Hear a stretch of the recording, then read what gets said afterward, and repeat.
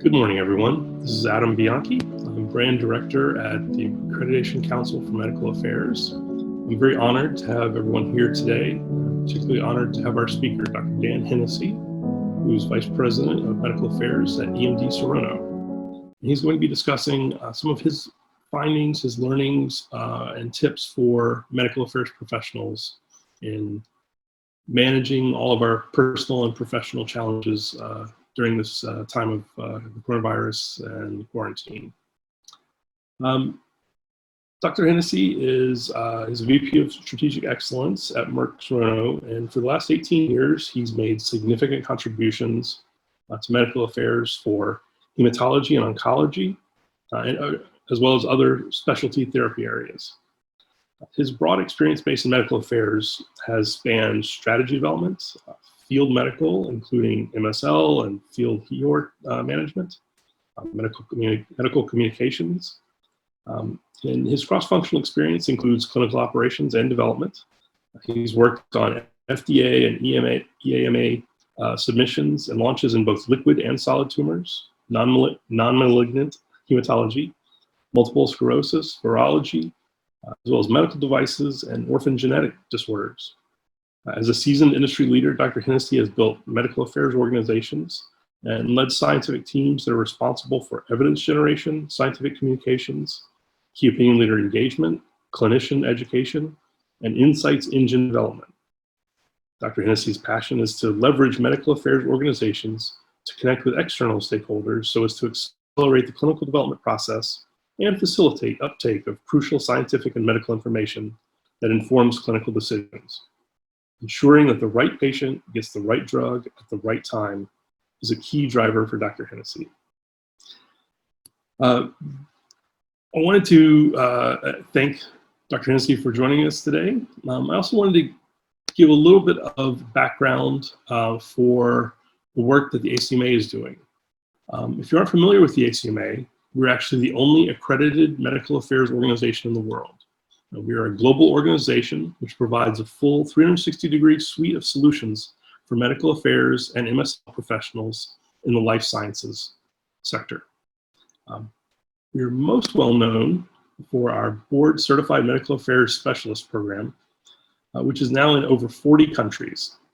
We also offer the first ever medical affairs MSL CRM platform, which you can use either on its own or in combination with your current platform. We also have a proprietary predictive analytics AI-driven tool that can either plug into our CRM system or into your own the CRM system that you already have in place. And it provides for KOL predictive behavior, KOL sentiment analysis, and influence mapping. And we also have, we have just launched our medical information call centers outsourcing program through our partnership with Pharmacist Moms, which is the largest group of pharmacists in the country with over 40,000 US licensed pharmacists. If you're interested, please visit us online and request a demo for any of our services or products. And with that, I'm going to turn it over to Dan. Thank you very much, Adam. And I want to also thank the ACMA for this opportunity to present at this webinar. By way of disclaimer, the contents of this presentation represent my opinions and not that of EMD Serono. And as Adam mentioned, today I'll be talking about COVID, both lessons learned and tips that I hope will be helpful for you as individuals and also as a forward-thinking medical affairs leader. Next slide, please. As we are roughly 7 to 9 weeks into where most countries have been in lockdown, the purpose today is to undergo a situational analysis. This is a temperature check, if you will, to provide the context and a common understanding of where we stand today as medical affairs professionals. I then intend to go into some best practices that are intended to assist you both as at the individual level, but also at your team level, whether you are a team leader, a regional leader, or a department head, really looking at multiple levels here how this can support you as a leader. Individual contributors, I consider you to be leaders as well. We can all lead by example in how we manage ourselves during a crisis, how we contribute to our teams and the organizations. And then finally, we'll discuss a call to action for medical affairs professionals to lead themselves into the recovery despite the uncertainties that do exist and will continue to exist for some time to come. Next slide, please. This was a slide where I did the content first and then the title comes last. And what kept coming to my mind was Charles Dickens' Tale of Two Cities. It was the best of times. It was the worst of times. It was an age of wisdom, an age of foolishness. It was a season of light, a season of darkness. With snow last weekend, that one particularly resonated with me. And we've really, to start with, we've seen a staggering human toll with COVID-19 in terms of the lives affected and the loss of life. On top of that, we're now seeing the early signs of the tremendous economic toll that will be impacting us, and some of those I think are still unforeseen and will represent challenges to come. We've also seen some of the worst of behavior and how we all react to this, whether it's out of panic or fear, when it comes to competence at an institutional government level, when it comes to individual behavior. Yes, I'm speaking about you, the toilet paper hoarders. These are really some of the worst reactions that I see to a crisis. Yet on the other side, we've seen really some of the best of times and some wonderful aspects of simple humanity and expressions of compassion. I think we've also seen a lot of willingness to go all hands on deck and attack this as a common enemy. And this is where I've seen both government institutions and the farm industry really doing some wonderful things in terms of understanding this disease, understanding the pathophysiology, using that as a mechanism to determine therapeutic approaches to attacking the disease, in addition to vaccines. Really astounding to think of more than 800 clinical trials that are already up and running, and these are all some of the areas where quite proud to see how we've responded to this, and I'd be remiss if I didn't also mention how proud I am of. You think about those frontline healthcare workers in New York City, in Northern Italy, in Wuhan, the selflessness, the sacrifice. Me being a optimist and glass half full, that best of times, I'm going to stick to that as the key message to this slide. On to the next slide, as we'll talk about what has been the specific impact to medical affairs. Well, COVID-19 has impacted all of the pillars of what we do, from evidence generation, scientific insights gathering, and data generation. The impact and consequences have been huge. Almost 90,000 clinical trials have been impacted. Nearly 250 million patients involved in those trials have been impacted.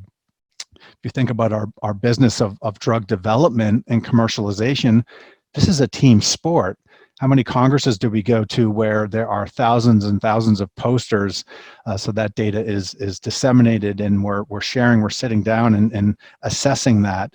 More than 150 congresses have been impacted, tens of thousands of posters, and our ambassadors of our medical affairs in the field, medical science liaisons and managed care health economics liaisons, 10,000 have been grounded. So those face-to-face interactions have been impacted tremendously by COVID-19. Go on to the next slide, please. I want to first thank the MSL Society, because getting a better understanding of the impact on medical affairs, MSL Society did a very timely and very broad survey globally. So some wonderful survey insights, both for the US, but also ex-US. I do want to thank MSL Society for giving me the permission to reproduce this slide. I take this as very much a silver lining of this particular slide, is that the good news is that nearly 2/3 of clinicians have at least somewhat receptivity to engaging with medical affairs during this, I'd say the urgent short-term phase of the crisis, as everyone is first reacting and adapting to the new normal. And this will play into some of my best practices advice further into the presentation. We can move on to the next slide, please.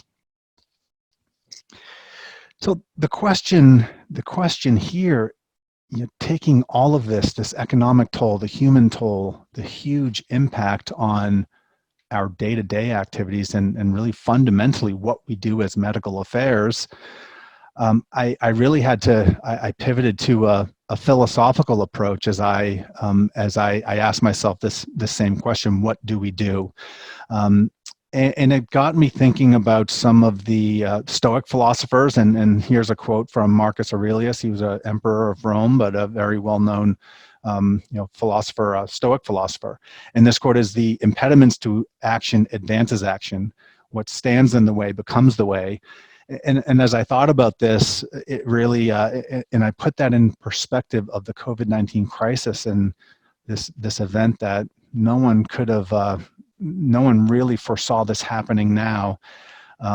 Applying the general facets of this philosophy really come into three domains. It is your perception of what's going on, the actions you take, and the will that you show. And this resonated with me because I think this very much can define who we are as individual medical affairs leaders, but also how we can lead our teams, how we can be leaders within our organizations. So the perception piece really comes down to taking out the emotional component and how we see and understanding what is occurring around us. Trying to really, what I would call using the frontal cortex versus the amygdala in terms of that perception, taking the emotion out and really defining what is happening, and then determining, okay, what do we do about it? What is the action?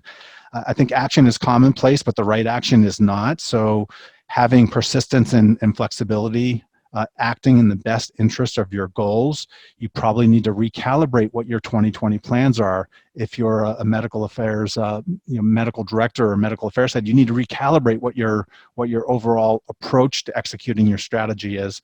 And then finally, it's the will. What is that internal power that you have that isn't impacted by the outside world? And really having this quiet humility and resilience and flexibility. These are all concepts that really resonate with me from a philosophical standpoint as how we can, as a medical affairs profession, move forward in the era of COVID-19.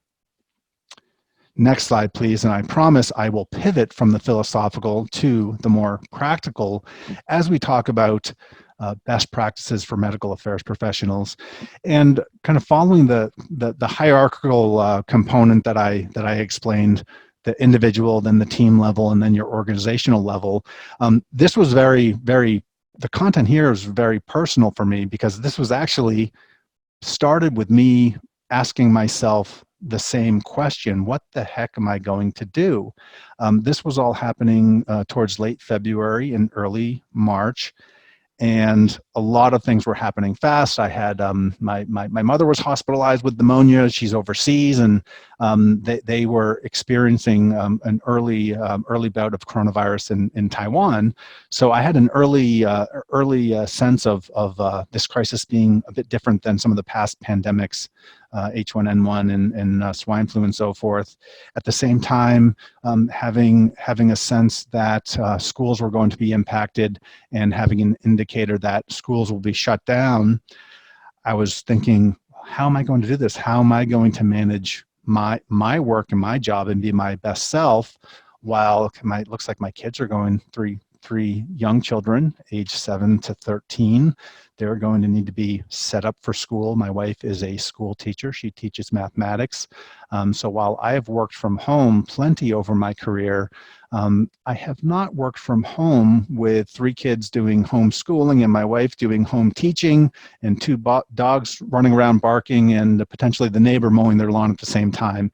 So I asked myself this question: what do I do? What are some best practices? And I put that pen to paper, and that really formed the basis for an article that I wrote on LinkedIn. So I'll share some of those best practices with you.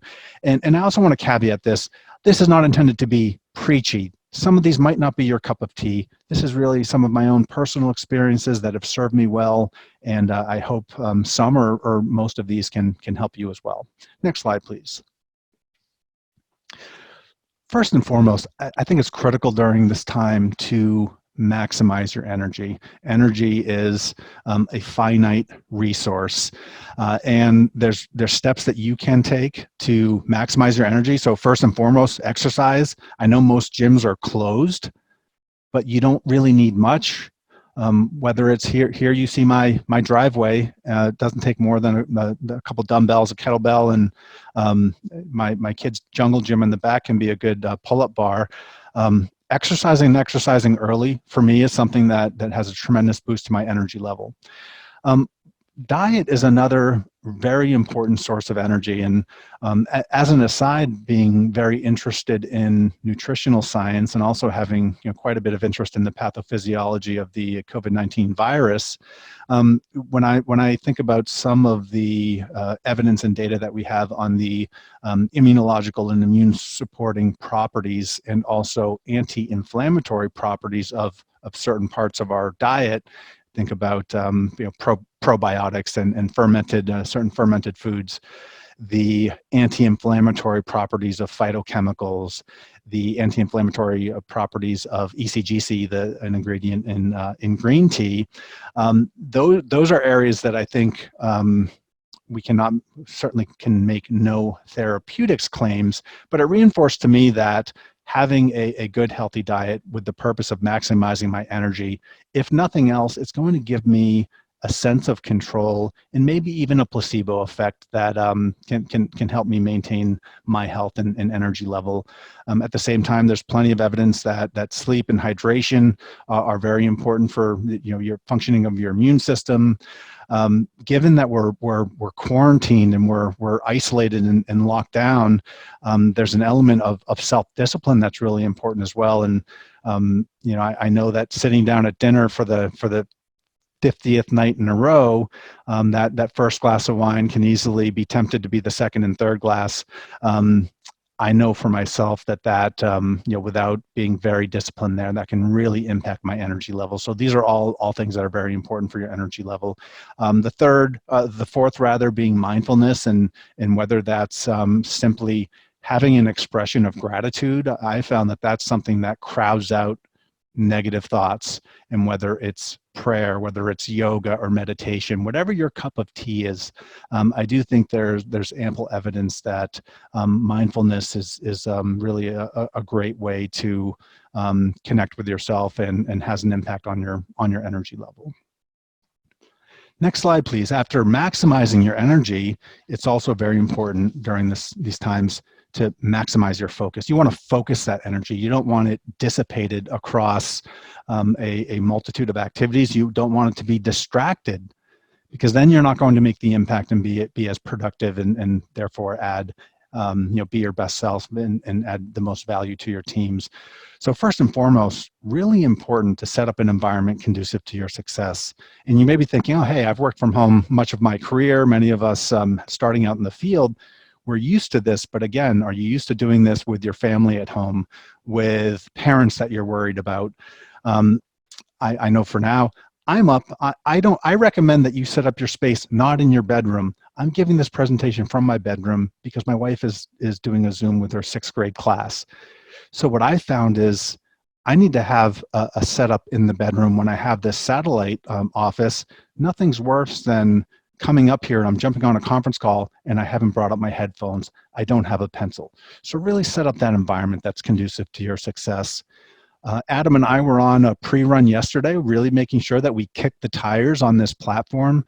There's also nothing worse than being the one running a meeting and saying, oh, you got to love technology because you can't get everyone on the line. So pre-test your digital platform when you're having team meetings, when you're having an external KOL visit. You really need to respect their time and make sure that your platform is working, and do the pre-run tests, get to know the technology you're working with. My final advice has to do with how you communicate in a digital world. My advice is use your video as much as possible. We've been programmed by hundreds of thousands of years to communicate in a face-to-face environment. So much of our communication, I'm sure you've seen anecdotes or even evidence and research on this, so much of our communication comes from nonverbal cues. So I would recommend, whether it's an external KOL engagement or even with your team members, use the video. Even if you're on one of those calls, department calls, or even organizational wide calls, and there is that option, I suggest using the video function. For me, I can be my worst enemy when it comes to self-discipline and that temptation to multitask and check emails and be distracted is really impacted and lessened when I'm using my video. So after maximizing your energy and then focusing that energy, another really important component is this concept of compassion. And compassion, I mean at multiple levels. So the analogy of the oxygen masks that drop from a plane, they always say, put it on yourself first. You're not going to help anyone else if you're not helping yourself. So there's this element of charity starting at home, taking care of yourself with the energy and focus that I talked about. But it's also those obligations for your children that are maybe impacted by this isolation.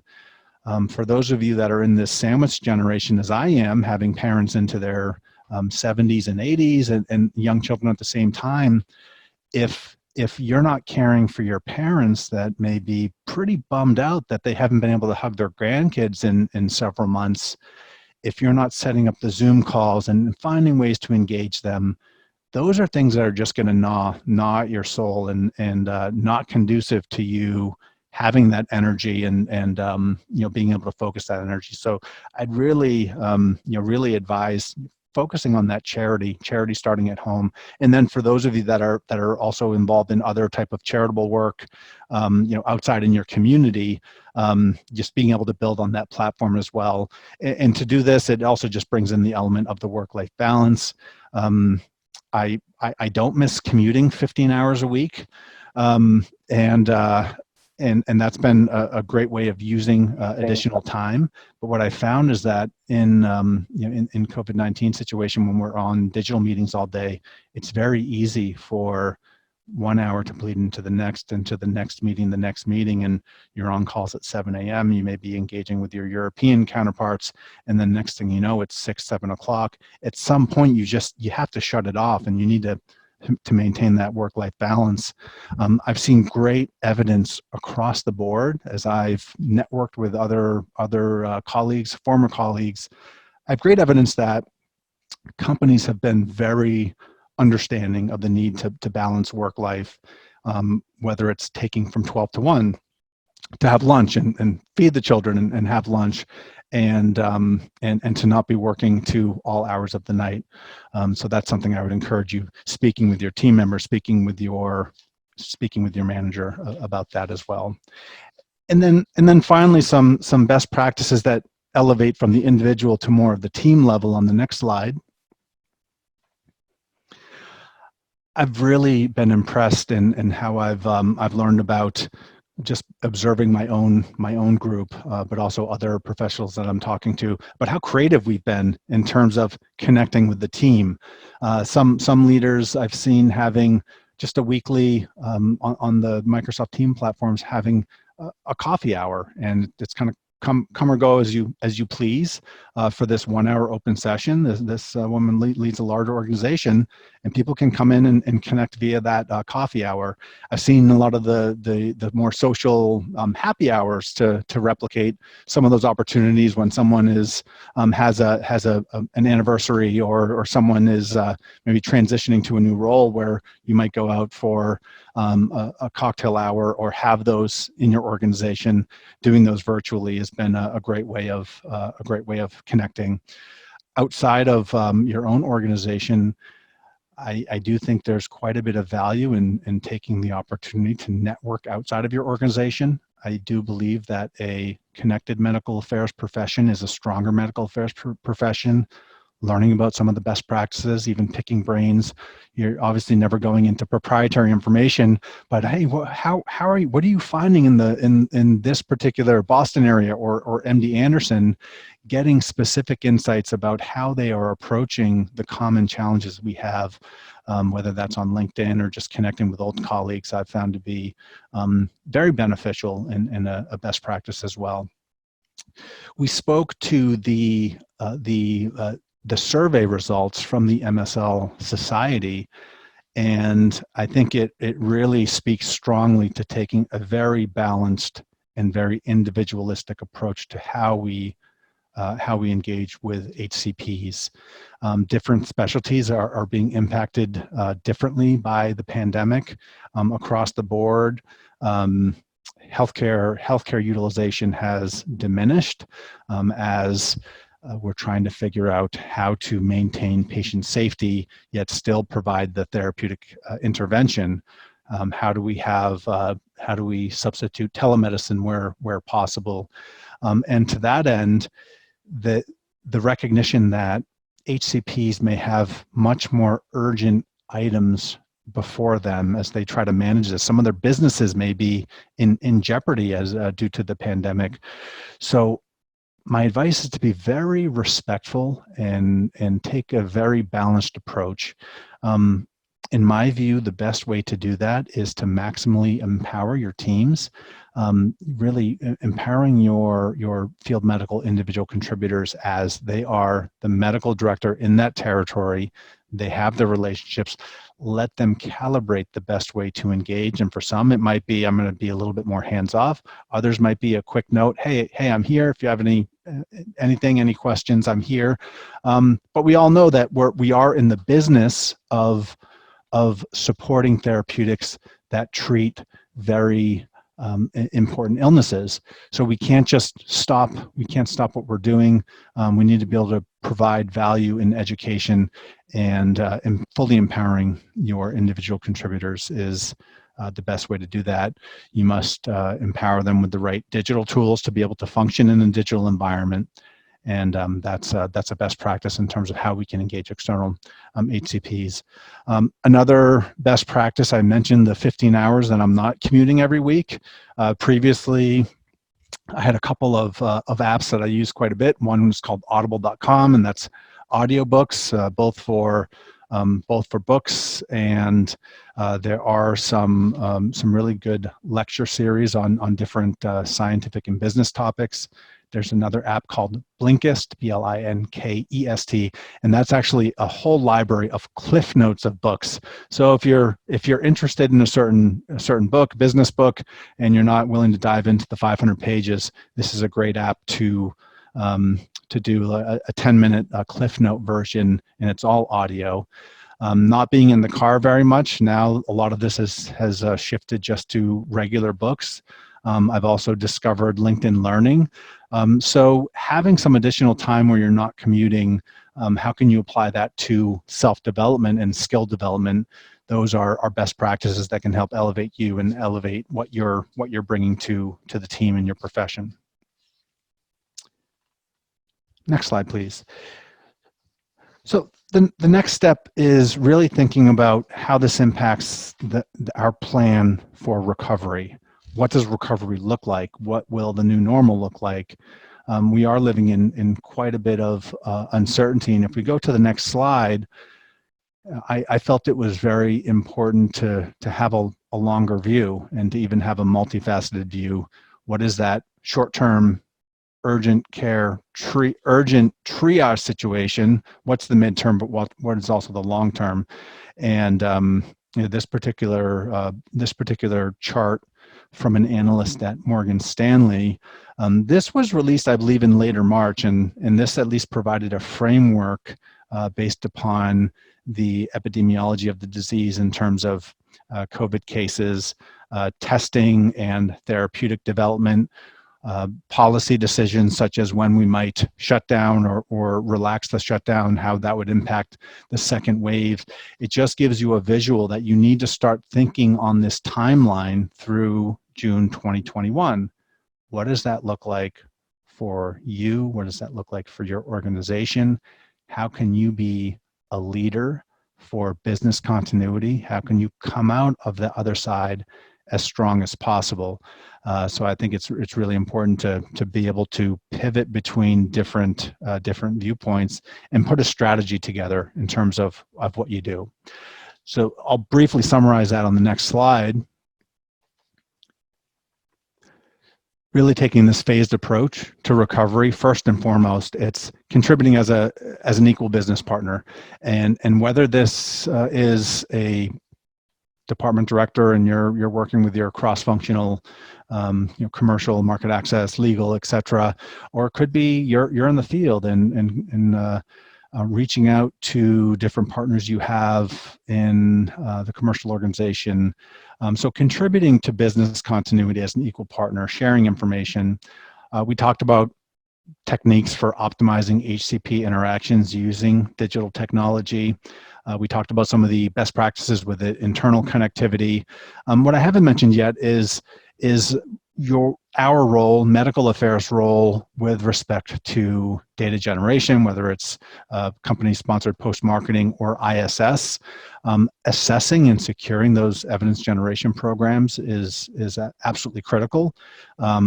First and foremost, it's going to be about patient safety and maintaining the integrity of the trials and maintaining patient safety. Obviously, with investigator-sponsored, we do not carry those regulatory responsibilities, but certainly have responsibilities with respect to safety, surveillance, and data integrity. So that's all in that short-term triage situation. We could probably say that we're either there or going into this next phase of the midterm. The midterm is more of that 4 to 6 month view, and some advice on how to approach that. Continuously monitor external stakeholder preferences, whether it's payer facing and individual decision maker.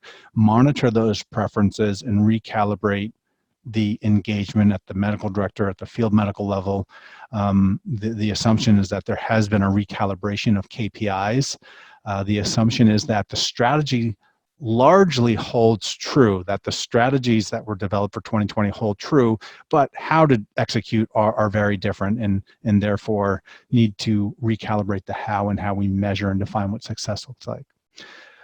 Congress execution, we're in an experimental phase where large congresses are pretty universally either canceling or moving to digital platforms. I think this is going to be a very interesting trial and error period. Several really large congresses have already occurred.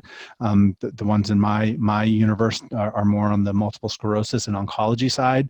So we have some lessons learned on how to register, how to participate. Ultimately, we want to replicate that team sport component as data is being disseminated and we're engaging and interpreting the evidence and having discussions, monitor the execution, and take best practices from that to replicate the engagement and all the appropriate education that happens with respect to data presented at congresses.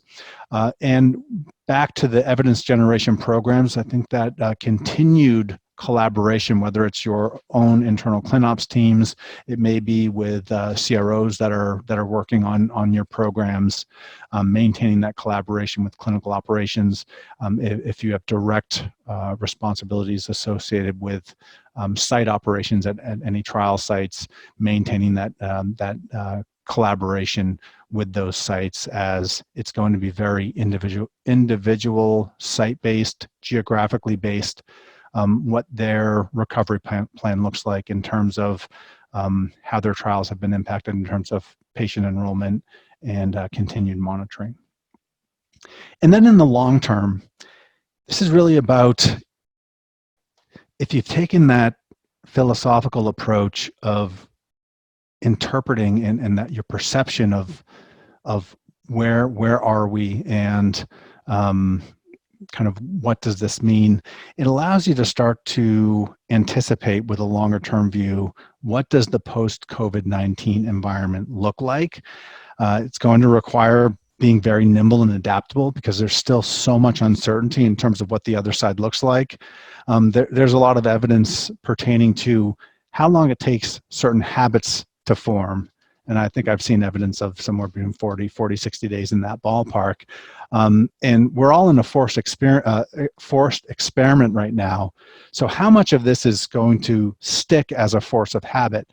How much is going to be changed just out of necessity that our workplaces will be very different, and social distancing will change how we behave and how we act. So really being nimble and adaptable, and prepare for those. There may be some areas where, hey, we just go back to the way we were doing things.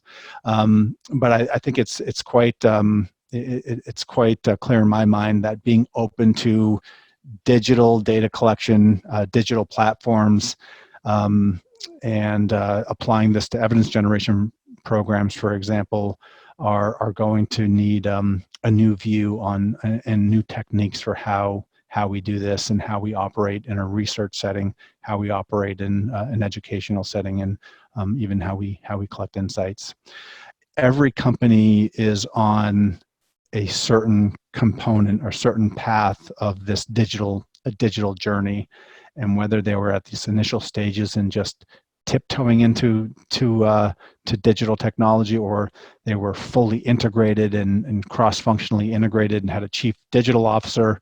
I think in the long term, any company or organization that is to come out of this stronger and is going to survive in the 5-10 year term has to be moving forward in that digital journey. Stagnation or moving backwards, I think, that's a death blow. And really thinking about even longer term. So what does the future look like? And even pre-COVID, I really like this slide, because this is something in digital medical talks that to me represents the digital MSL of 2030.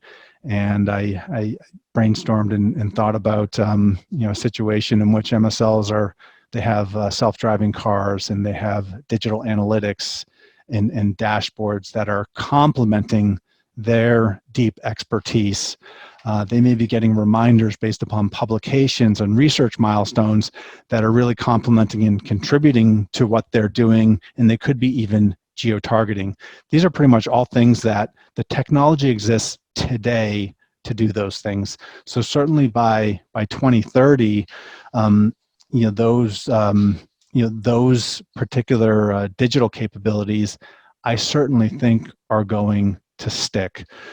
So I use the title here of not letting a crisis go to waste, and this is not in the sense of taking advantage of the crisis, but we are where we are. We have the perception that through no wish or no control of ours, here's where we are in the situation. It is going to change how we operate.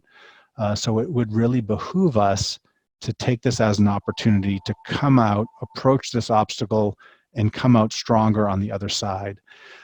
And if we could just click to some of the other components of the slide, whether it's at an individual level or an organizational capability level, we can certainly advance the profession of medical affairs by focusing on capabilities development on top of deep therapeutic expertise, business acumen, communication skills in video and digital format, general digital literacy, data science. Maybe those are capabilities we need to bring into medical affairs departments, real world evidence, and health policy. These are really elements of that future readiness that can strengthen our position going into an uncertain future. Next slide, please. So in conclusion, I really see medical affairs as a connector function. The tremendous expertise, clinical and scientific expertise, plus the connectivity that we have with the outside world is very much a connector function. And I think when we're in a pandemic, when you're in a crisis and a situation of uncertainty that can be scary, that is how I think medical affairs can shine. And I believe that by applying these best practices that can help at an individual level, but also help us at a professional level, that is going to help us all come out on the other side of this in the best position, in the strongest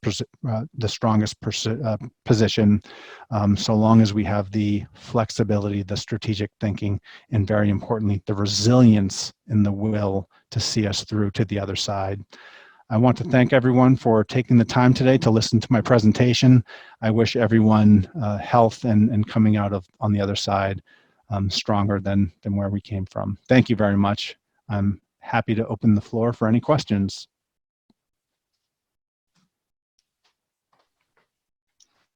Thank you, Dan, very much. It's been very interesting and I think insightful conversation so far. Question that popped up, do you foresee how we interact with KOLs going back to kind of field-based face-to-face primarily, or do you think we've entered really a new age of more virtual interaction? Yeah, that's a great question. I think there's been this theme that there were certain trends that were already present. I think it's been well documented that HCP's access and willingness to engage with industry broadly has been diminished over the years. So I'd put this in the category of COVID-19 is going to accelerate trends that were already starting. We had a lot of institutions, I think about Minnesota and Massachusetts, that had already become, pretty restricted.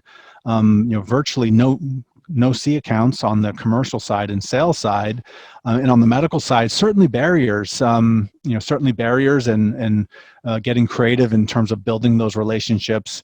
Oftentimes having to go through certain bureaucratic processes such as rep tracks and so forth. So what I see is a general acceleration of the trends.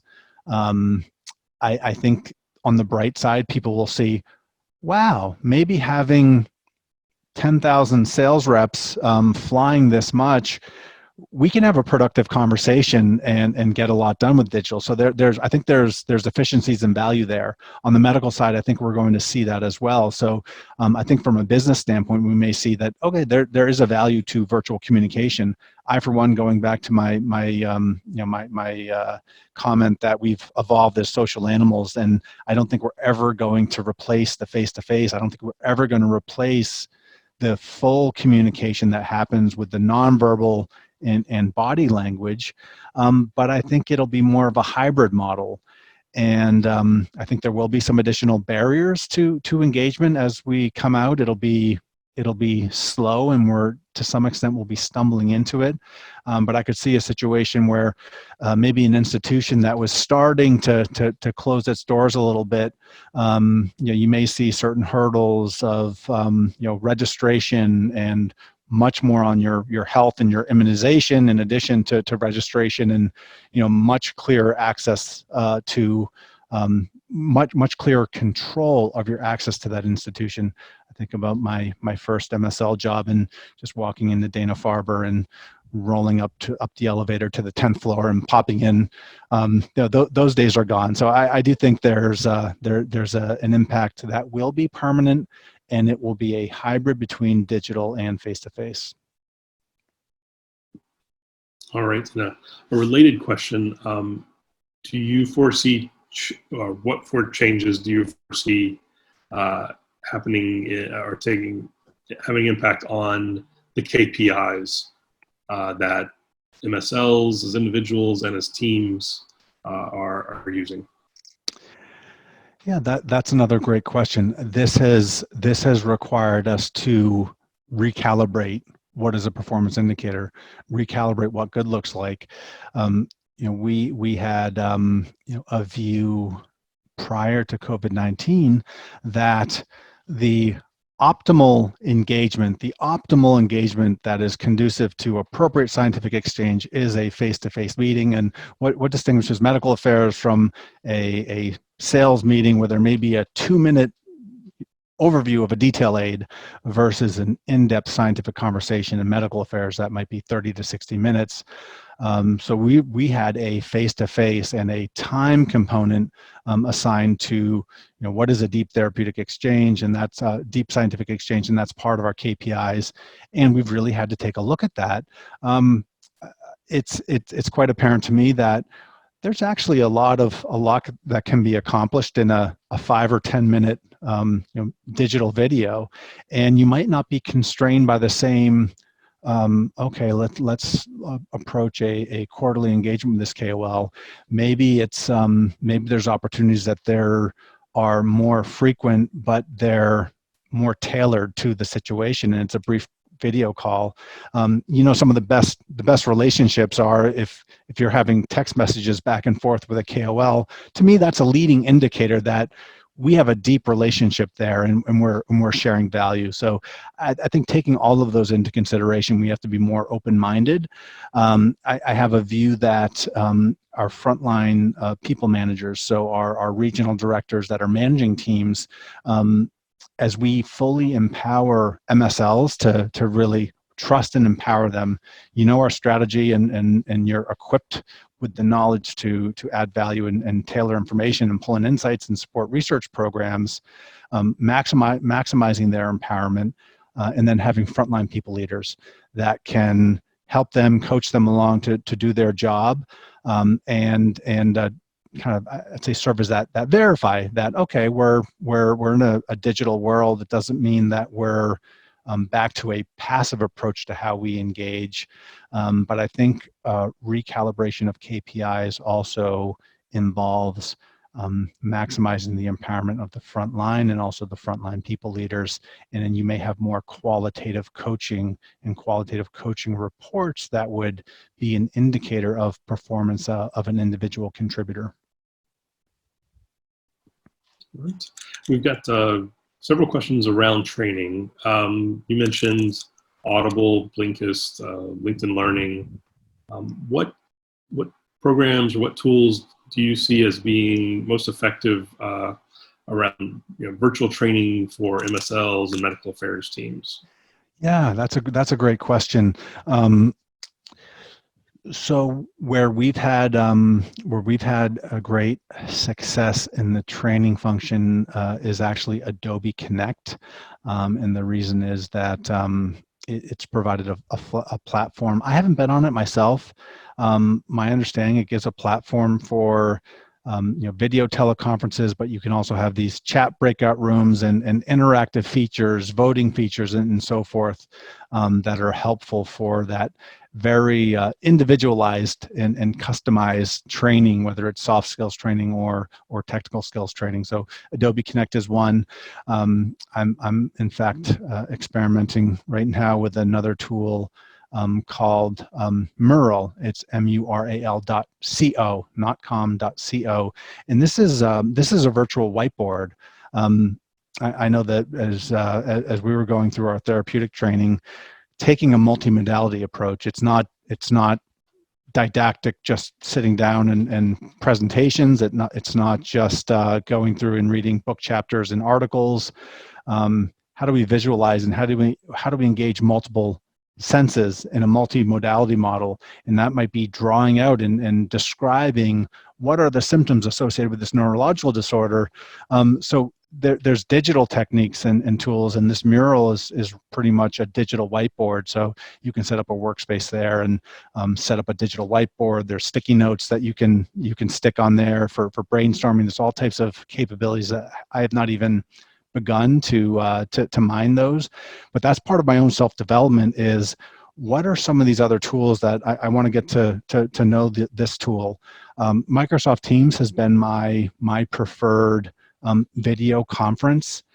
We use Skype, we use BlueJeans, we use Microsoft Teams, both for the functionality, but also for the essentially replacing a lot of the SharePoint functionality with document storage and setting up folders with access to different team members.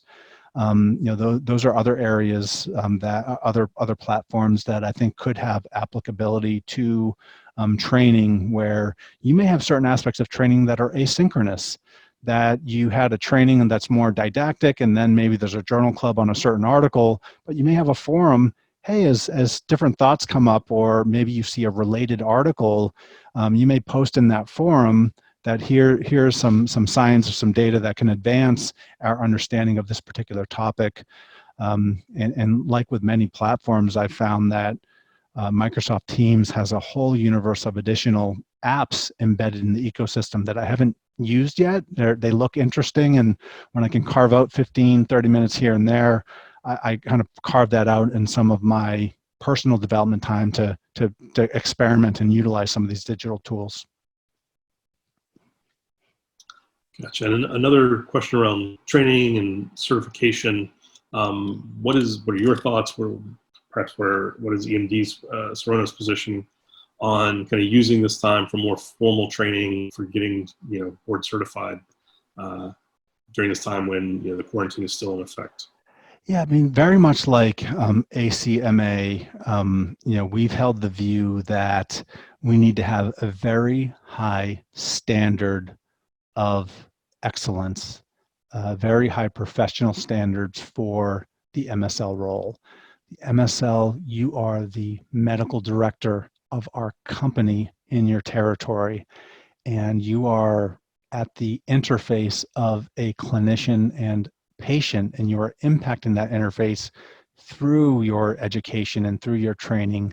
So for us to add value, you have to have that high level of knowledge and that high ability to connect and communicate. So we hold a very high standard. Early on, when things just ground to a halt, we certainly took opportunities to put together Adobe Connect sessions. Let's sharpen both content, and let's also think about some soft skills and capabilities training that we can use to. One of my colleagues uses the term sharpening the saw. So I think very much like ACMA, we share that view that very high professional standards for medical affairs is important, and certainly would encourage teams to really look at how you can use this time to elevate those standards and make sure that every team member is kind of in the best position to meet those standards. Gotcha. Question came in asking about, what do you think the effect of physicians' increasing use of telemedicine will be on MSLs who are trying to kind of maintain relationships, maintain lines of communication with KOLs? Yeah, I think this will be very individualized.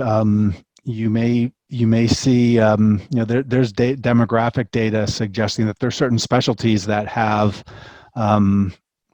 they have shortages of those specialists, and that to me suggests that you might have a cohort of KOLs that are the top influencers in that therapeutic area, that in 10 years you might have a sizable component that have retired, and their openness to digital engagement, their openness to utilizing those tools may be different. So I do think you really have to empower your team that's on the ground to experience that, to see the situation on the ground, to be the expert of that particular institution and profile that, and then report back and educate the organization, because no two individuals will be the same. I think broadly speaking, there will be a greater appetite to engage digitally. I think on the whole, there will be more headwinds for those face-to-face engagements, and we will be moving to this hybrid model. So I certainly think doing everything you can to prepare for the digital tools and the soft skills and communication skills to succeed in that environment are going to be quite important. Right. Thank you, Dr. Hennessy, very much. Unfortunately, we have about to hit our time limit. We want to make sure that we let everybody get grab some lunch at 12. Again, I want to say that I really appreciate your time. I appreciate everyone who's attended today's time, coming together to discuss and learn about what the impact of COVID-19 has been on medical affairs professionals and how we can most effectively respond. I know there were several other questions that we were not able to get to, and a couple people have asked how they can get in touch with you. I would recommend if everyone can, if you'd like to send your questions to info@acmainfo.org. That's info at acmainfo.org. And we'll route them to you and see how we can help folks. Sure thing. You can also find me on LinkedIn. I'm pretty active on LinkedIn, so feel free to reach out. And thank you, Adam. Thank you, ACMA, for this opportunity. And I wish everyone a wonderful day. Thank you, Dr. Hennessy. Yes, everyone, please be safe, stay well.